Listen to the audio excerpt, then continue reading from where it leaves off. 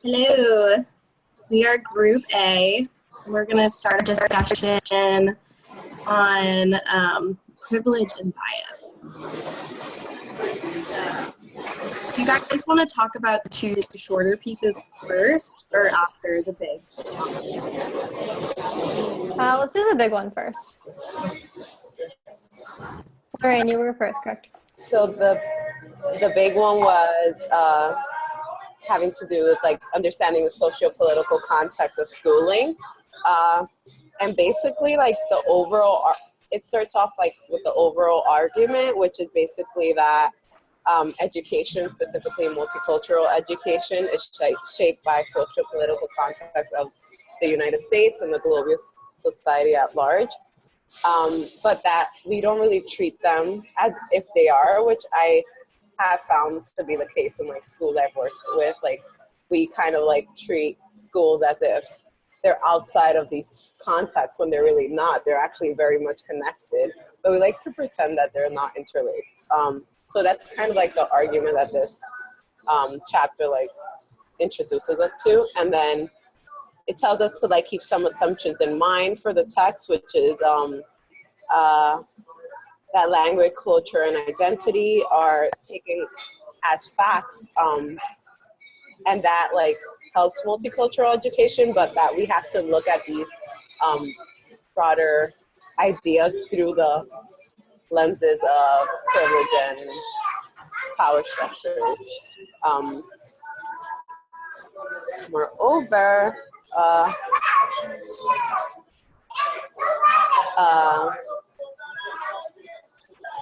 it kind of like tries to make the argument that multicultural education is for everyone, but for the context of this text, it's going to include American Indians, Latinos, African American, Asian, and like multicultural students, because multicultural and bilingual education came out of like the civil rights movement, which was particularly about going against racism. And another assumption was that teachers are not the villains, which I thought was like really interesting. And I think it happens a lot where teachers are looked upon as soon as like the students like fail academically, and especially in like underprivileged communities. And even though a lot of these teachers are genuinely like concerned about student success, they fail them because of like stereotypes that we have within our minds that we really can't go against, which one of the other texts pointed that out, how even when we try to like actively go against these biases and stereotypes that are already in our mind, it kind of still works, they still work within us. So so it stops us from really being able to teach students of diverse backgrounds. And this goes for all teachers, just not white teachers. And I thought that was really interesting.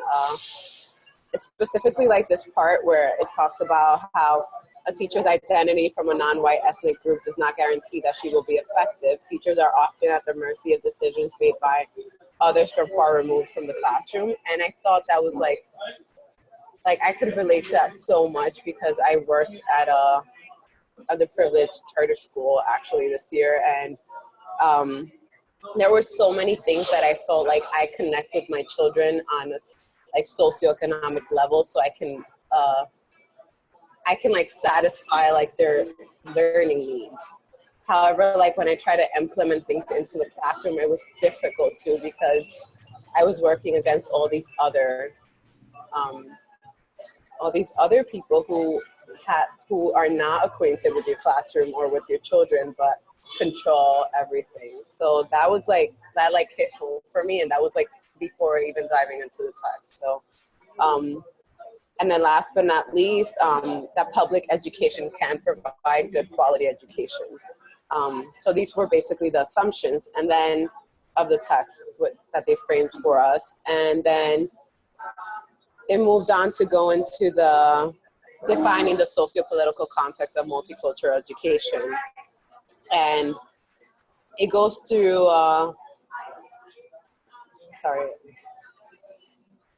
it goes through like these things that they want us to like understand as readers in order to get the chapter. So I'm just going to focus on the first one because that's where my assigned reading was most focused on. And it's basically clarify goals and key terms of multicultural education.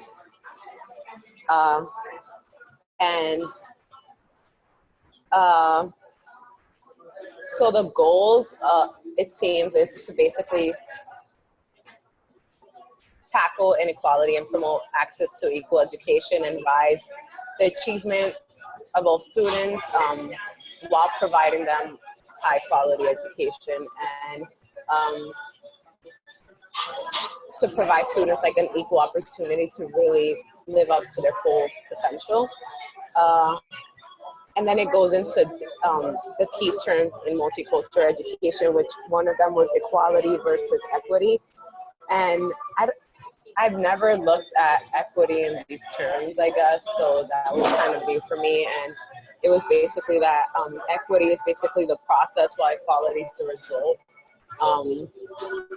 And how it's basically just like being able to have all these all these layers of being able to teach to satisfy like different types of students coming from different types of background. And I thought that was like really like a really like, progressive way to look at it, because normally like at least the schools I've worked for want you to teach one certain type of way, and like if the students don't get it, then you know it's kind of like they're set up to fail in a way. So I kind of saw this as like, yeah, like that idea can actually work for us as teachers. Like just using different teaching styles to meet their needs. And then social justice, basically they define it as an approach and action of treating everyone with fairness, respect, dignity, and generosity. And how on a societal level, this is like kind of simple, basically giving everyone the real opportunity to achieve his or her full potential. But on an educational level, it's more about challenging and confronting like misconceptions and basically bringing them into the classroom and implementing them through your curriculum, like always like actively having those topics there for students to basically work with and come up with their like strengths through that, and creating a learning environment that works for them. So going back from page 10 to 11, there was just basically this blurb, which was about terminology. And I thought that was interesting, how they tried to like say that basically we're going to use people of color over minorities. And I really like that because I do identify myself as a person of color. And I actually like with my students, I always made sure they saw themselves as people of color and not like minorities, even though they were only second graders, but they already knew like we're minority. And I like how this text does take that term, but basically they like tell you all the reasons why it still doesn't work, and it makes you realize how language is really like it always fluctuates. So like you can't even stick to people of color, like that has to be revised in the future because there's so many cons against that term. There was just like only one pro that they basically put to using this this specific term. So yeah. Sorry, can I interrupt real quick? I just got a notification that said that we have 8 minutes left in this meeting and then it's no longer free. So we might have to start another meeting just to have like enough time. Yeah, I just saw that. I'm done, so. Okay, I just didn't want to cut you off, but yeah, we have 7 minutes and 39 seconds left. Yeah. Is there a way to extend it? You have to pay for it?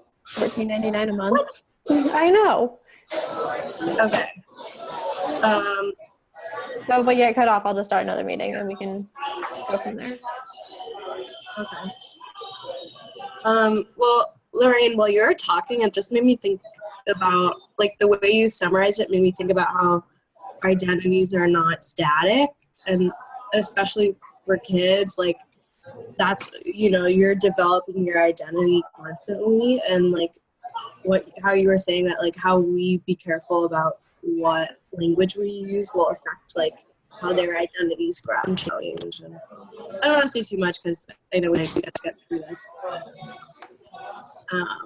Okay, so is it okay if I move on to the next part? So the next part was this huge section, the achievement gap, which they use in quotations. They're really critical of it because they're saying that it places this responsibility on the students, the responsibility of learning. But then they're also saying, well, statistically, there is a huge problem for certain groups of students that they're not performing as well as white students. So they try to ameliorate the language of achievement gap by calling it either resource gap, opportunity gap, or expectation. And then in kind of the rest of this section, they're trying to focus on the major factors of these gaps and kind of solutions to them. So one of the factors that they talk about is sociocultural factors. So these are kind of more things related to like students' identities and home life in their communities.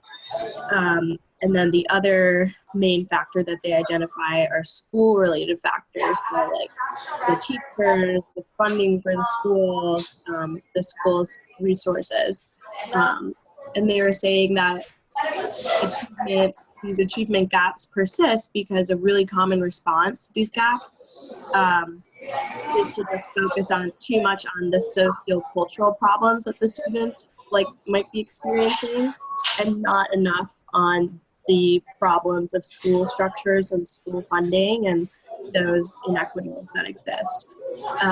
But then they also talked about some positive examples of schools that should be not doing well but are dispelling this myth. And the schools that are performing well, just use common traits. They said that one of those is a really demanding curriculum, and the other is a strong social support system. So you could say that the demanding curriculum is trying to solve the school-related factor, and then the social support system is trying to solve the socio-cultural issues. And then they also talked about what they call dropout factories, where schools have high dropout rates, and just how that's so connected to their funding, and that this signifies the need to revisit those efforts to desegregate school systems, because even, you know, in cities across the country today, school systems are still very, very segregated. And if their funding is dependent on property values and stuff like that, then there's going to continue to be inequities between schools. And then in the last part, they talked very briefly about deficit theories, which is like something that, you know, saying that children have implicit differences and making them inferior to other children. Again, they're saying this is very problematic because it places all the agency of learning on kids and not on the social and educational structures that are surrounding them. And then they also talked a lot about immigration and difference, and that was really important. I think the point that they were talking about, where immigration is not new and it's not completely old either, because they're saying how in history classes, like they kind of view this romanticized view of like the pilgrims came over and whatever, but immigration is a continuing trajectory throughout American history, and that but yet there's still this kind of intimidation and mockery in schools today for more recent immigrants. So they were suggesting that for teachers to combat this, that teachers, no matter what you're teaching, should underscore that our history includes constant immigration in this country, and also forced immigration and slavery, and to not romanticize those aspects of American history. And then they also said that teachers, like in our personal lives, should take the time to challenge ourselves and read about points of view that got really overlooked in American history, and to kind of like keep ongoing journals. I mean, I don't know how realistic that is, but to keep ongoing journals about like what we learn about identities and language.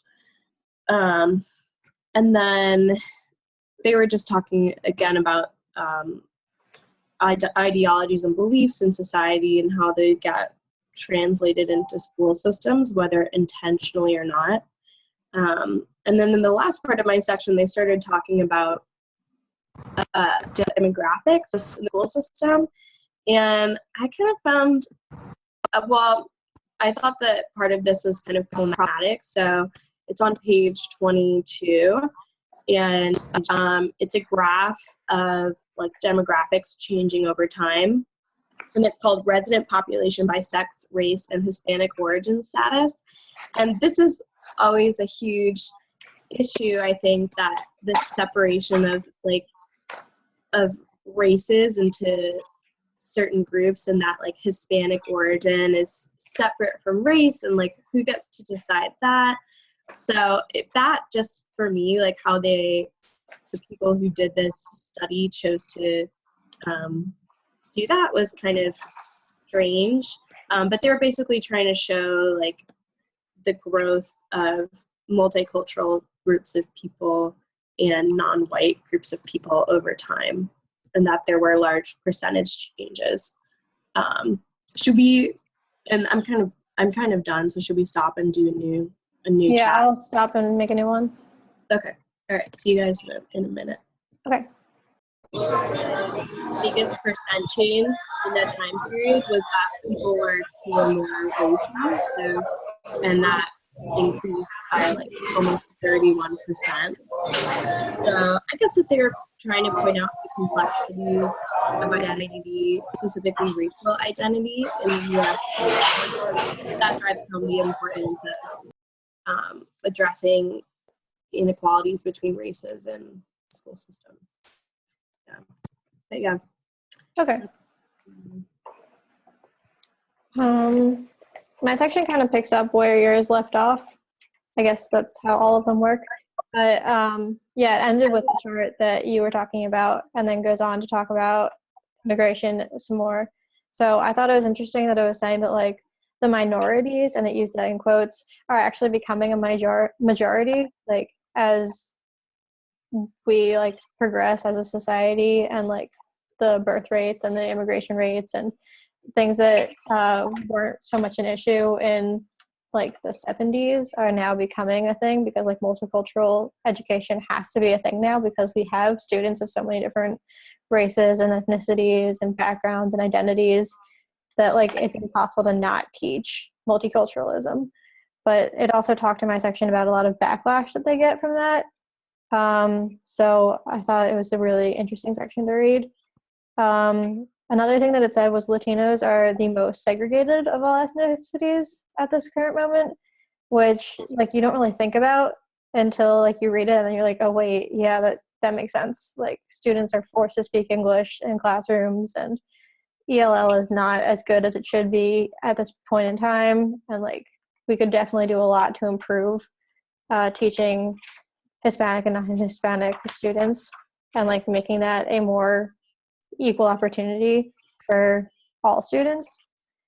It also talked about the poverty line and how most, like it said like more than 50% of the United States children live in some degree of poverty, which is crazy, but I guess like that is how it is. Like the whole 99% versus the 1% is kind of a reality, and we can't just ignore that a lot of students are coming to school without proper food or proper daycares before they go to kindergarten, or anything that teaches them or prepares them for kindergarten, while other students are given these like super preppy like preschools that teach them how to read in the alphabet before they're like 3 years old.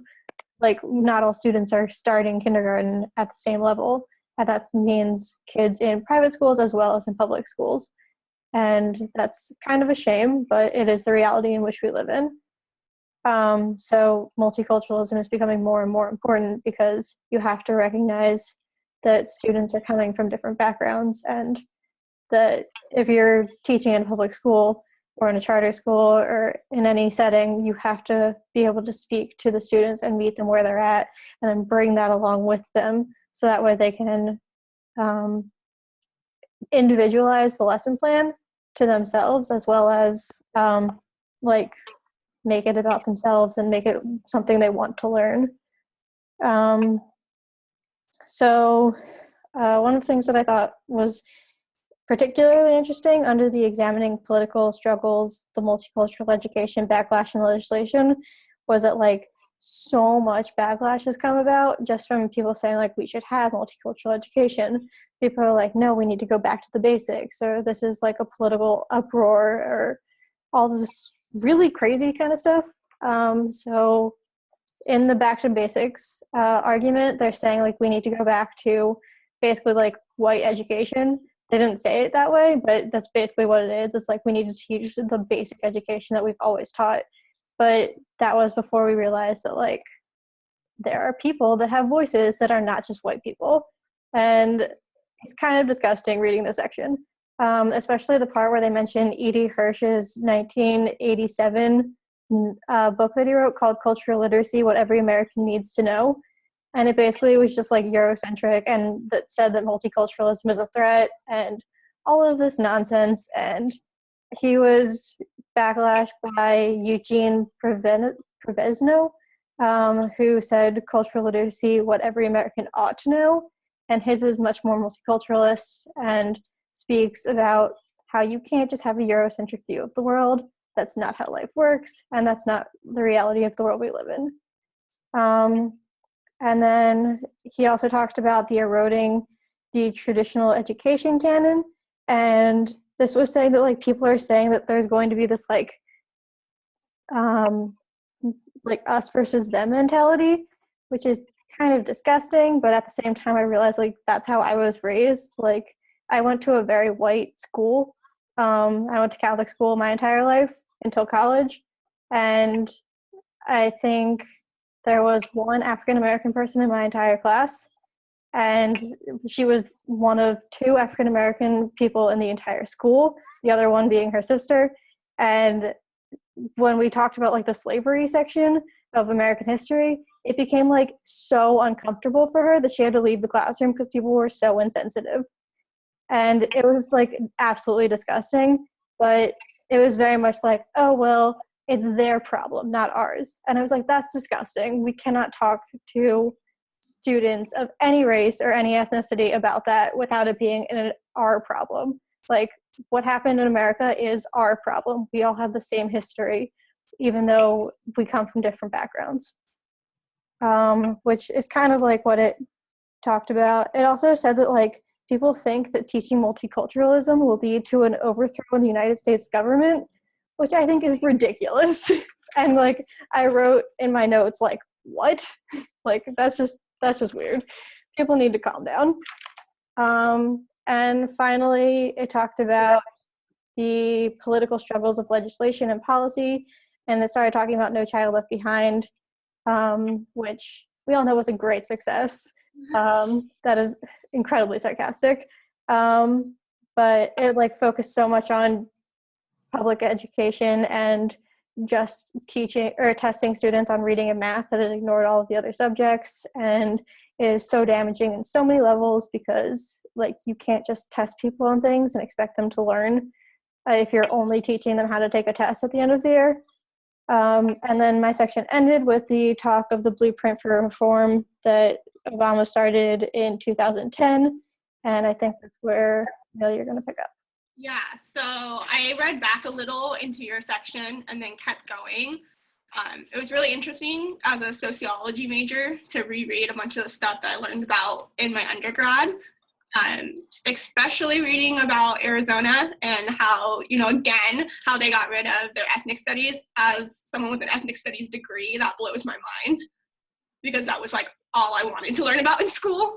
But then it went in to talk about Obama, like you said, the blueprint and how that it was like a promise to get more state level and like district level control back into the federal, because No Child Left Behind was one of the biggest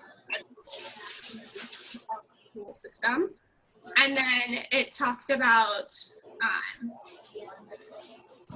The conveners of the Forum for Education and Democracy had 5 assumptions they believed we should be working under. And number 1 was equity. There was teaching, culture, evidence, and community. And it just talks about educational inequality and how it's been a fact for many children. And it's been a reality, and a lot of people try to ignore that fact. It's actually not. So then it went on to talk about some more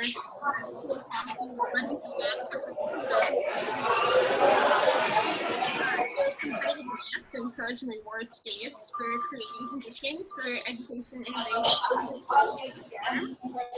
And it tapped into resources made available through the Education Recovery Act, but they were still concerned that it worked on standardized testing. I personally hate standardized testing. I have read a lot of articles and a lot of different research projects about how ineffective it actually is and the issues behind it. So that really touched with me. And then it talked about teachers and teaching to test method and this huge movement where teachers are being forced, and so are administrators, to just pretty much put their school into a situation where they're literally teaching only what's going to be on a standardized test. And it's pulling away from physical education, the arts, and all these other sciences, social studies, all these different places that aren't like math or reading that's going to be on this test, and all the issues with that. And it talked about how some schools, yes, they have raised their test scores because of that. It's just caused a lot more issues than it seems to be worth, especially because low standardized testing scores are really detrimental to students.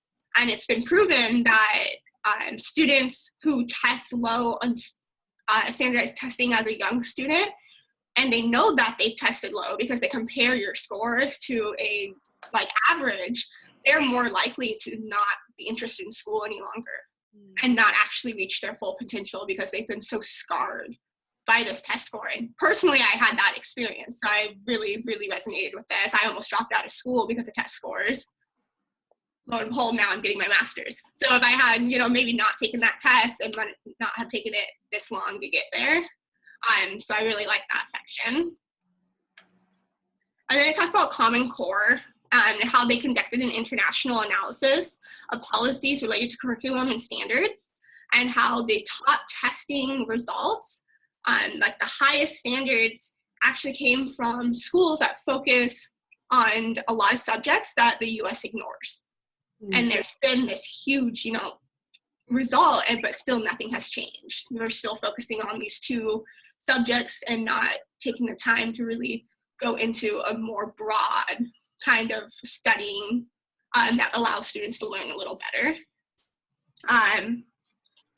Then it talks about teachers and their responsibilities in the No Child Left Behind, and how there's been a lot of issues for teachers because they're forced to have these standards, and a lot of times they don't get to go outside and do projects outside of the curriculum that they're given that they have to stick to, and it causes them to feel like they have lost their professionalism and that they don't have as much teaching responsibility and aren't doing as much as a teacher to impact lives that they wanted to.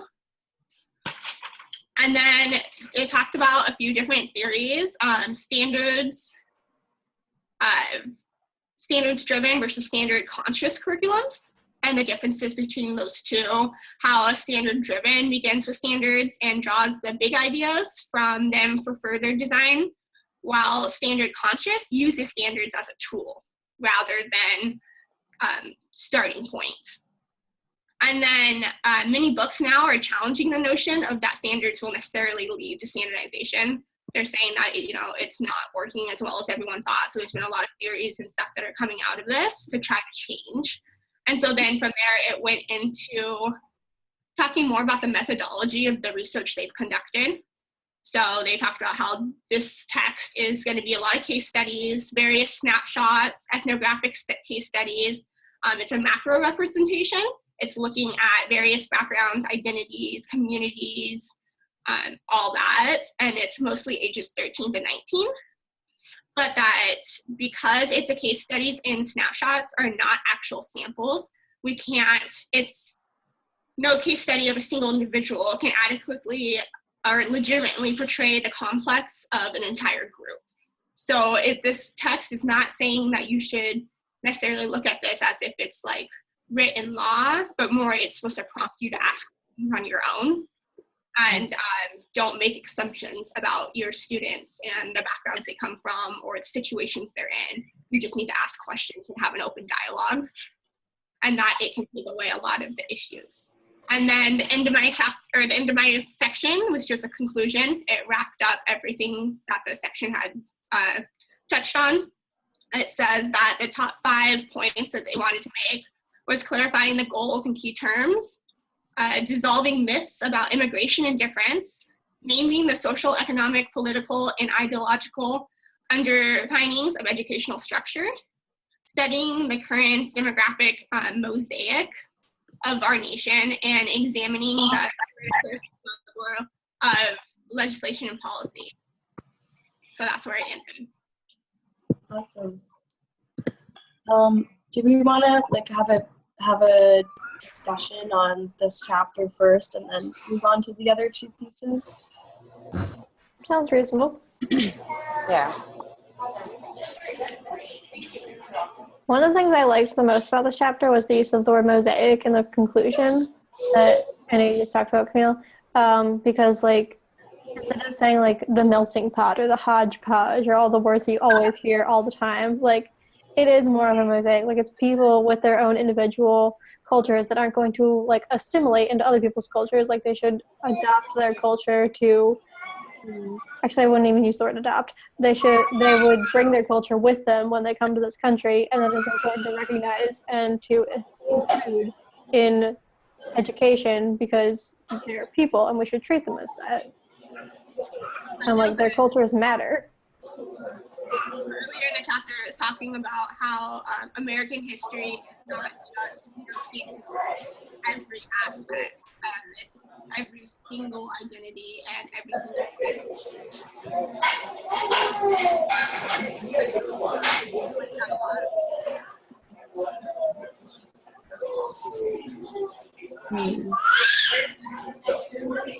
Yeah, it's important to recognize that, like, you can't just look at one group of people at any given time. Like, even when you talk about, like, the Civil Rights Act, you can't just look at one demographic of people at that time because it affected every single person in this country.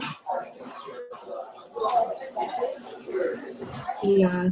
A part of this section or this chapter that really resonated with me was the parts about immigration. Because I grew up in a predominantly white school, but my last name is Sanchez, so there was like not a lot of Hispanic students and like students of color at all.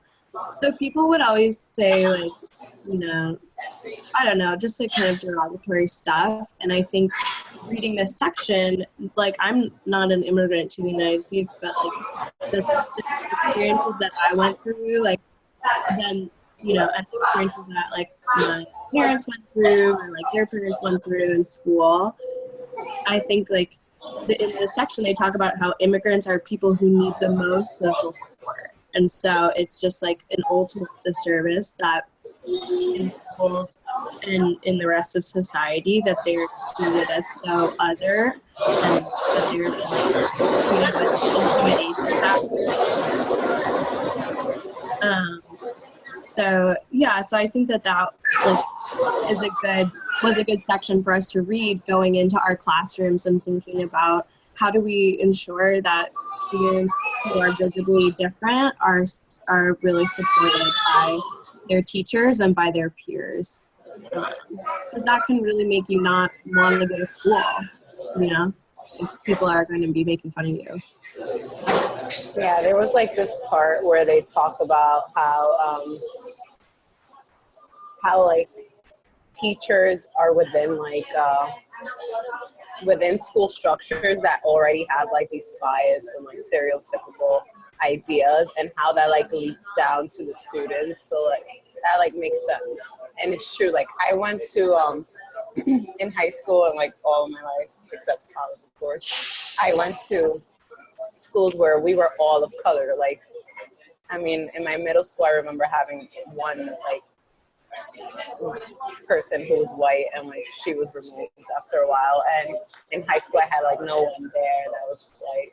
So basically, in these like schools, even though we were all people of color, we kind of found differences within ourselves. Like, even though we're all like going through like the same type of struggle when it comes to like education, like we're always trying to like find something to like, I don't know, see differences about. And that goes back to the idea where the section about like calling students within multicultural education people of color, and how this word is not even, that term is not even that great, because it like kind of like turns its back on the fact that people of color have problems within themselves, and they also don't have the same kind of history here in America and overall, like in the same cultural history. So yeah. I think it's really interesting looking at like the different identities that we have from and the impact on students' lives. I grew up in a very urban community. I grew up in Tacoma, Washington. So I'm very low income, urban, not a very huge white population. And myself, I'm African American. You can't tell looking at me. I have really light skin. I'm Black, and so I learned a lot about identity going through what my ethnicity was, what my race was, you know, all of these different things. And so I think it's like really cool that we made sure to say, you know, not make assumptions, because that was a huge part of my life, I felt like. And then once we talk about in sociology a lot, students who have to answer a lot of questions in class, and questions that they shouldn't be. And I knew that as well, and I thought that was very interesting. How we should be just teaching all history, so that there's not that one student.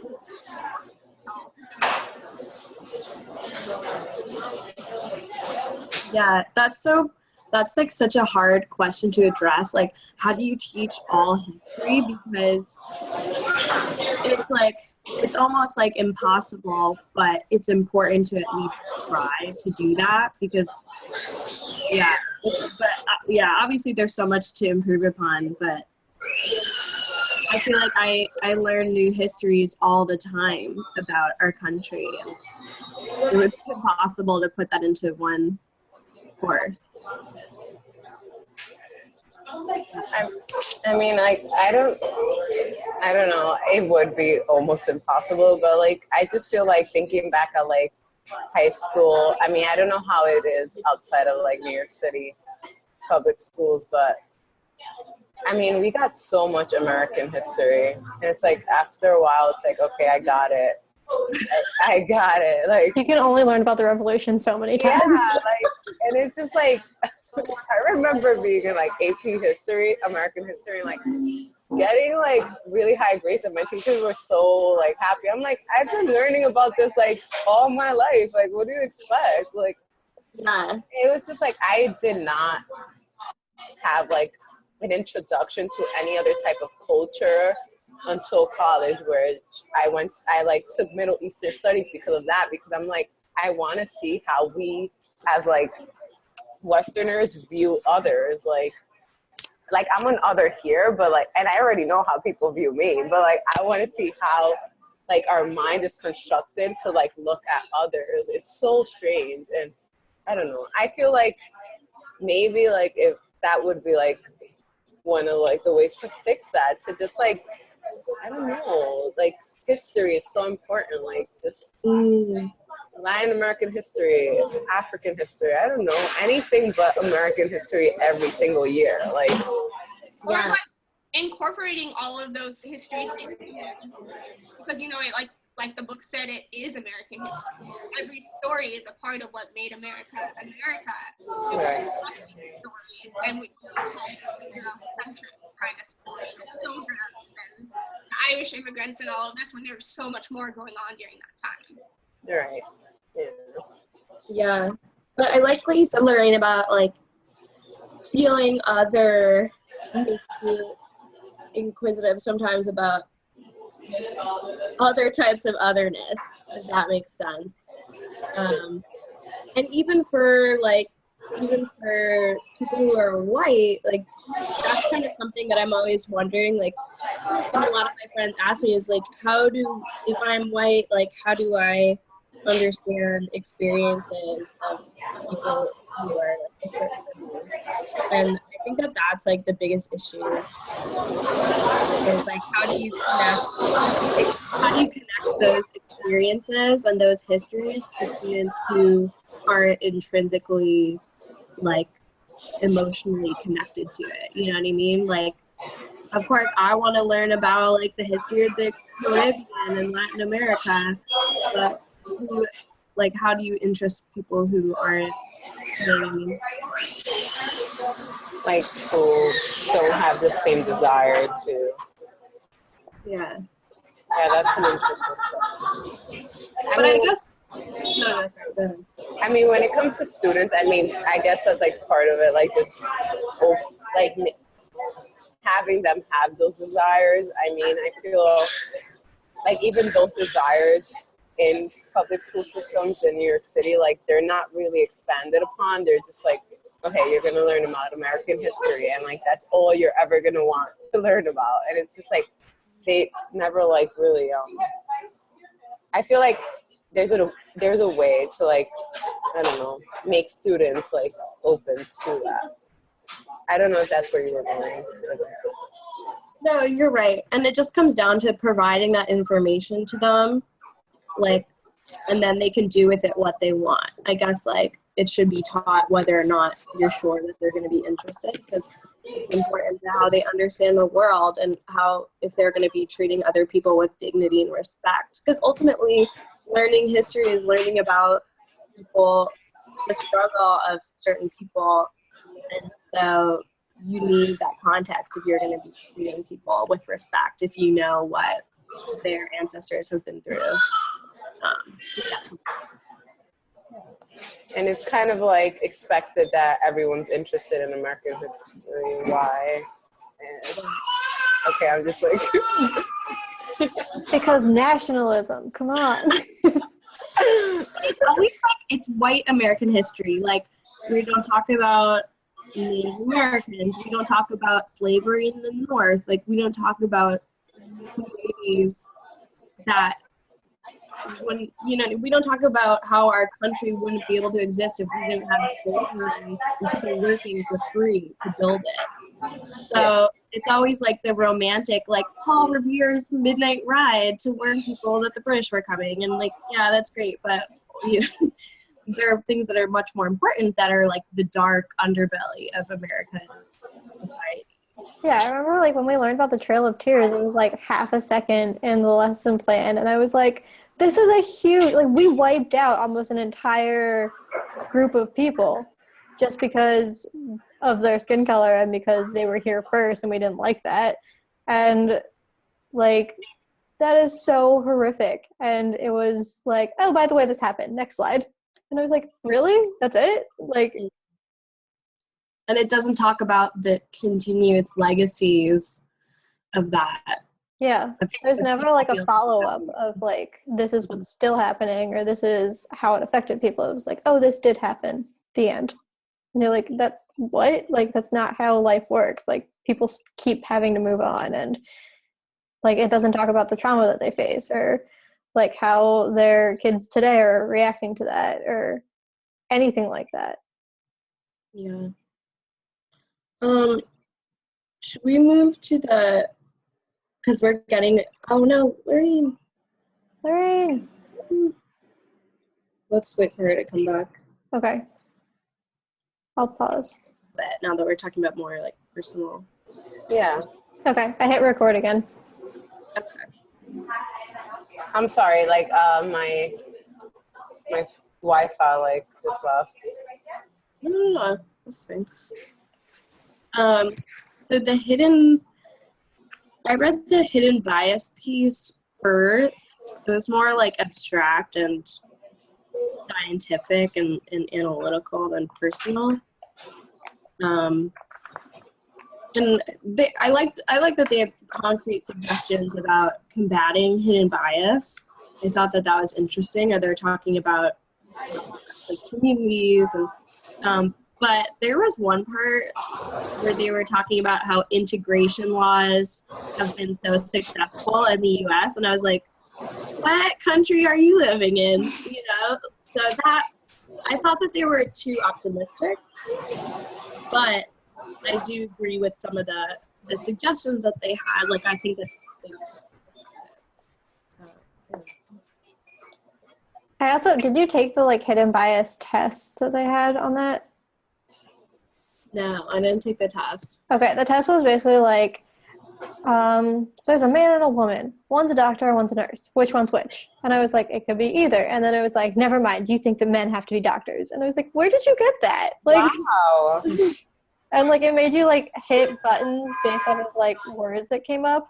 And it was like nurse, and you were supposed to hit like the male side or the female side. And it was like, I don't want to hit either. Like, it was really hard, and like it like definitely played with your mind a little bit, but it was cool to see. But at the same time, it was like, I think you were intentionally trying to say that I am biased when like I am. I'm definitely biased just because I'm a person, but at the same time, like I don't think I'm biased when it comes to like all men are doctors and all females are nurses. Like, Yeah, like it was a very concrete about this. Yeah. It reminded me of this like research project I saw where they put a bunch of images on it was a black man, a black woman, a white man, and a white woman, and they put them in all these different like one was like each one was dressed as a police officer, each one was dressed as all this like a doctor, a teacher, and then it was like micro flashes, so it was only enough conscious to register it. And then they, like through EG writers or whatever, they registered your brain's reaction to it. And whether or not you had a negative reaction to see, and like what you were afraid of. Because then they would throw in random pictures of like the ocean or like things like that. And that's what like the part of the test I got through was the Chinese symbol test. And that's what I was reminding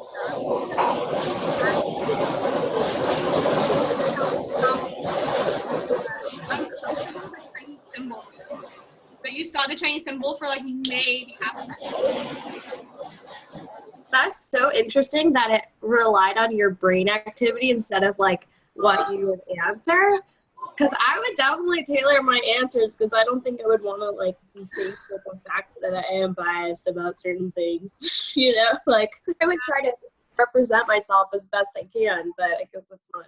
It was like measuring subconscious bias, not conscious bias. So like bias that a lot of people don't even know. So it was like a really interesting study because it showed that like even African Americans who were taking the test were more fearful of the African American and like certain areas, where everyone across the board was fearful of the white police officer. So it was just really interesting. Yeah. What do you guys think about the invisible knapsack? Oh my God. I think she was so brave in writing this. Like, wow. That was so, like, I was talking to my friends about this, actually. I was like, it was just like so many things you don't even think about. Like, for example, the one with if I chew with my mouth open, it's not going to say everything. It's not going to say like all Latino people chew like this. Like, as a white person, it's just like, oh, she does it. He does it. So I'm like, they all do it. Yeah. That was intense. It was so thorough. Like, I thought it was only going to be one page, and then I scrolled to the second page. I was like, oh, yeah. The part where she talked about affirmative action employers or schools, that, like, when I first, so I went to NYU undergrad, and all my roommates were white and from the Midwest. And I remember having a conversation where they were like, oh, I wish I was Hispanic because I would get into places more easily. And I was like, oh, what? You know, and that just, that people say that a lot, and I'm like, well, but how about I just did well in school and I wrote a good essay to get into NYU. So yeah, and these are all like really subconscious things too, like a lot of them. So that's, I think, why I was so surprised that she identified them, like what you're saying about the chewing with your mouth open. Yeah. So she really, yeah, I thought it was a great list. Yeah, it was. White privilege conversations are always really interesting. And a lot of people don't recognize it, but then like I just have an experience with having such light skin, but African American, I experienced a lot of white privilege. And whether I understood at first that that's what it was until I understood my sister's experience in that school because she has the darker skin. And it's very interesting.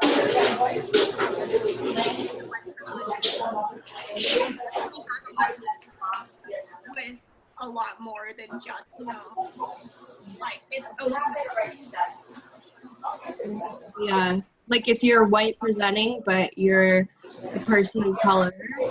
Yeah, it's interesting because I think people share with you how they feel about other cultures. They assume that you'll feel the same.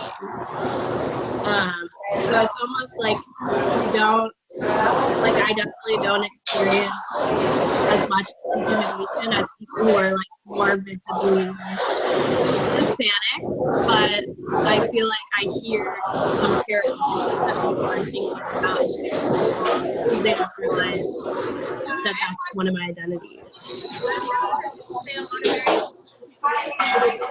I'm like, don't say that. I don't want to hear you say that because that's very offensive. And I have to like have that awkward conversation with them about, I know you thought you were in a place where no one was going to hear you, but surprise, that was offensive because of this. Like, it's bizarre.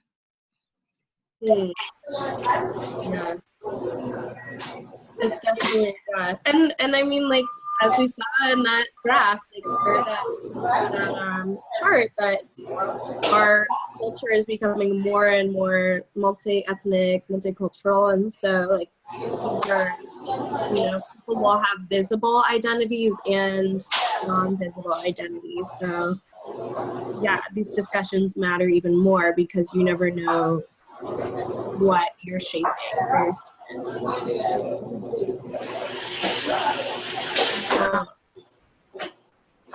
Going back to the hidden bias. Sorry, I just really want to talk about this. There was this part that the whole burden of suspicion. But that's what the psychologist called Claude Steele called, and it's basically like just knowing you're stigmatized as something, and it like just coming out that way, like your actions start to reflect that. And I just thought like that's really interesting.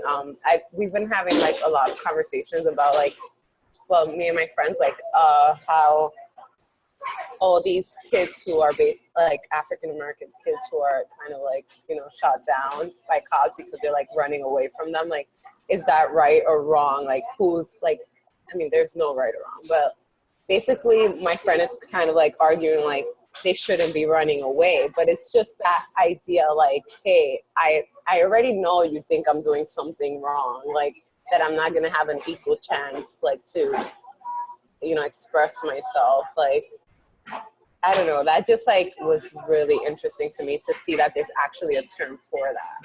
Mm-hmm. So, like, yeah, that legitimizes your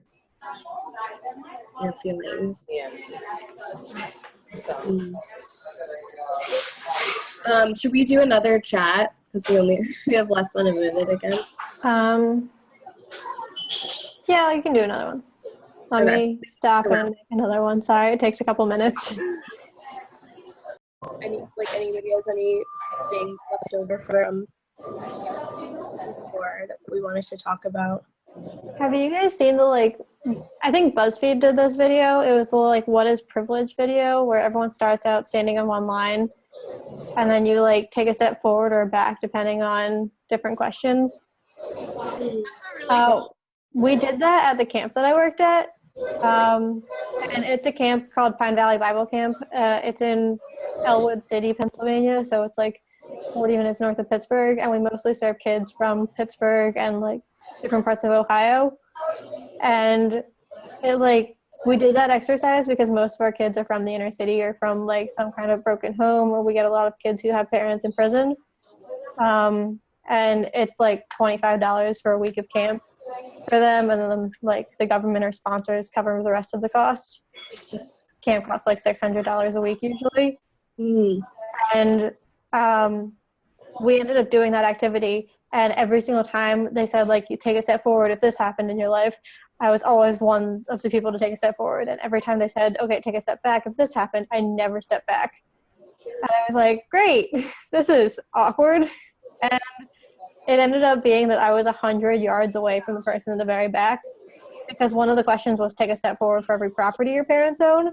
And my dad owns property as like he's like a landlord for a living. So he like buys properties and rents them out after he like fixes them up. So I took 15 steps forward that time. And then they were like, take a step back for every like house your parents had to like get a second mortgage on. And I didn't move back at all, but the other guy moved back like 3 steps. And so there was one guy in the back, his name was Shaq, and he didn't talk to me for 3 weeks after we did that project, because he was like, I don't want to talk to you. You're the spoiled little white girl who thinks she's going to come in and save everyone. And I was like, that's not my mentality at all. Like, I've been through crap too, and I felt like I had to justify everything I've been through just to like say that I had a right to be there. And it was like really frustrating, but at the same time I totally saw where he was coming from, because like if I were in his shoes, I wouldn't want to talk to me either. And then at the end of it, they were like, all right, now we have a jar of candy at the end. Run and get it. The first person to get here wins, and like gets to keep the candy. And like, so he didn't move at all. And I like sprinted my heart out because I was like the front of the line. And I didn't end up getting it. The person that was like 2 steps behind me got it. But like, it totally made sense for Privledge. Like, I started out so far ahead of him. Like, in the sense that he wouldn't even want to run. Yeah. That's really intense. Yeah, it was like the worst moment of my life because it was like so physically uncomfortable. Like, you could feel how uncomfortable it was. But it also like really opened my eyes to how privileged I've been. Like, I grew up in a really nice family in a really nice house. I went to private school my whole life. Like, I went to public college, and people are like, you're not going to private college? Like, what is that? And I was like, oh, right. I could do that if I wanted to, but I don't want to. And it was just like really eye-opening. What an intense like way to demonstrate privilege. But it's really uncomfortable being in front. It's also really uncomfortable being in the back. Like, later, Shaq and I had a really good conversation about it, but like it took us like 3 weeks to have that conversation. The first 2 weeks of camp, he didn't talk to me. I mean, imagine that being on like such like small scale. Imagine that like being the actuality of like our country. Yeah. Like, that makes so many things uncomfortable. And it like what you just talked about reminded me of like my interview for Brooklyn's Prospect. I was just like, I want to teach in low-income communities. Like, that's like my goal. And they were just like, well, we're not that type of school, but I mean, like, you should have this like multicultural, universal idea of like teaching students. So like that makes me think like, yeah, like I do want to help unprivileged students. Like, I have been my whole life, but I also feel like there's a balance like that I haven't seen or lived through yet, but I definitely feel like I don't know, like rejecting those type of experiences from like privileged students and privileged people is not like the answer. Like, there's also like there has to be a meeting ground for there to be any like, I don't know, some sort of like turnover.